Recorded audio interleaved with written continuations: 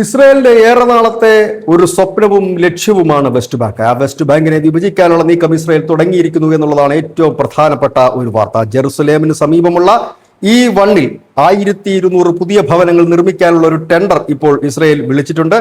കിഴക്കൻ ജെറുസലേം മുതൽ west bank വരെയുള്ള ജൂത കുടിയേറ്റക്കാരുടെ ഒരു ബ്ലോക്ക് സൃഷ്ടിക്കുന്നതിന് വേണ്ടിയിട്ടാണ്. ടോട്ടൽ 3400 കെട്ടിടങ്ങളാണ് നിർമ്മിക്കാൻ ഉദ്ദേശിക്കുന്നത്. അതിൽ തുടക്കത്തിൽ 1200 കെട്ടിടങ്ങൾ നിർമ്മിക്കുക, അവിടെ ജൂത കുടിയേറ്റക്കാരെ താമസിപ്പിക്കുക എന്നുള്ളതാണ് ഇസ്രായേലിന്റെ ലക്ഷ്യം. മുമ്പും ഇസ്രായേൽ ഇത്തരത്തിൽ നീക്കം നടത്തിയിട്ടുണ്ട്. പക്ഷെ പതിറ്റാണ്ടുകളായിട്ട് ഈ നീക്കങ്ങളെല്ലാം നിർത്തിവെച്ചിരിക്കുകയായിരുന്നു. കാരണം ഐക്യരാഷ്ട്രസഭയും ലോകരാജ്യങ്ങളും ഒക്കെ ഇടപെട്ടത് മൂലം. പക്ഷെ വീണ്ടും അത് പുനരാരംഭിച്ചിരിക്കുകയാണ്. പക്ഷേ ഈ നീക്കം തുടർന്നാൽ, ഈ വെസ്റ്റ് ബാങ്ക് വിഭജിക്കുന്ന തരത്തിലേക്ക് പോയാൽ പാലസ്തീൻ എന്നത് വെറും സ്വപ്നം മാത്രമായി അവശേഷിക്കും. ഏതായാലും ഇപ്പോൾ യൂറോപ്യൻ യൂണിയൻ രാജ്യങ്ങളാണ് ഇസ്രായേലിനെതിരെ രംഗത്ത് വന്നിരിക്കുന്നത്. ഇവിടെ നിർമ്മാണം നടത്താൻ അനുവദിക്കില്ല, ഇസ്രായേലിൽ നിന്ന് പിന്മാറിയേ പറ്റൂ എന്ന് ജർമ്മനി, UK അടക്കമുള്ള യൂറോപ്യൻ രാജ്യങ്ങൾ, കാനഡയും അടക്കമുള്ള യൂറോപ്യൻ രാജ്യങ്ങൾ ഇസ്രായേലിൽ ഇപ്പോൾ മുന്നറിയിപ്പും താക്കീതുമായി എത്തിയിരിക്കുകയാണ്.